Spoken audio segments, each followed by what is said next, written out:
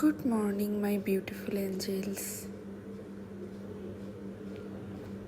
অনেক সকালে ঘুম থেকে উঠলাম। উঠে ফ্রেশ হয়ে শুয়ে থেকে এই ভিউটা দেখছিলাম। এরপর সকালে স্কিন কেয়ার করতে হবে, সাথে একটু স্ক্রিন টাইম করছিলাম। আমি এখানে toner, face serum, moisturiser and sunblock নিয়েছিলাম। এই 4টা প্রোডাক্টে সকালে ইউজ করব। দেন ব্রেকফাস্ট শেষ করে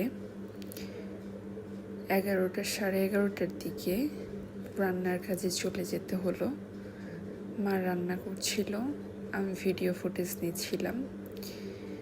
এখানে রান্নার জন্য পেঁয়াজ, রসুন সব মশলা দিয়ে কষানো হচ্ছিল এবং এরপরে মাছের ডিম ভুনা করা হবে।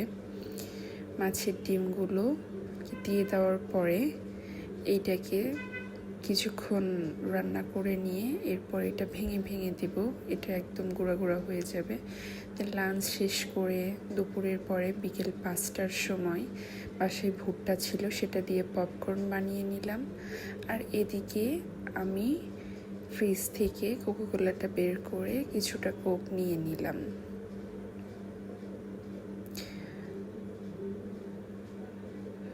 বাইরের ওয়েদার খুব গ্লোমি, যে কোনো সময় বৃষ্টি নামতে পারে। তবে কোকটা নিলাম, নিয়ে খাচ্ছিলাম আর চিন্তা করছিলাম যে বাইরে কখন বৃষ্টি নামবে।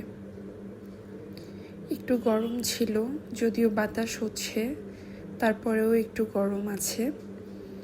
তো এখানে কোক খেতে খেতে ভাবছিলাম যে আমি যেই ভুট্টার পপকর্নগুলো করা হয়েছে ভুট্টা দিয়ে, তো ওইগুলো বাসায় করা হলো, সাথে কিছু নাটসও ভেজে নেওয়া হয়েছে।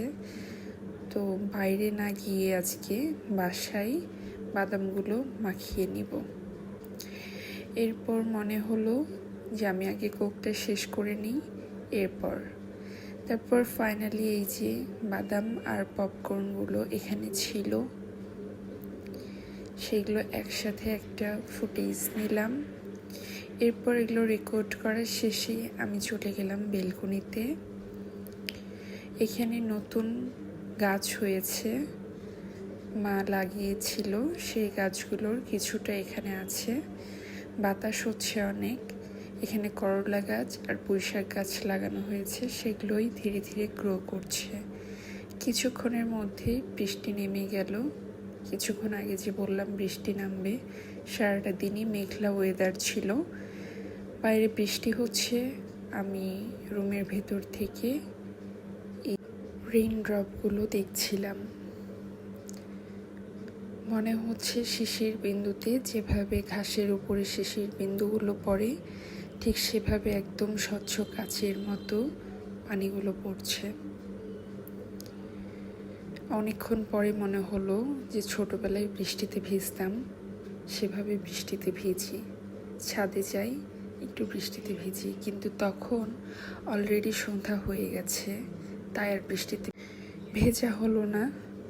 আজকে খুব সুন্দর একটা ঠান্ডা ওয়েদার, যখন থেকে বৃষ্টি নামলো এরপরে শুরু হয়ে গেছে। আর বৃষ্টির ড্রপগুলো যেন কানের মধ্যে এখনো বাজছে। টুপটুপ ঝুমঝুম করে বৃষ্টি হচ্ছিল, সেই সাউন্ডটা। এখানে মনে হচ্ছিল যে আরও কিছুক্ষণ বসে থাকি।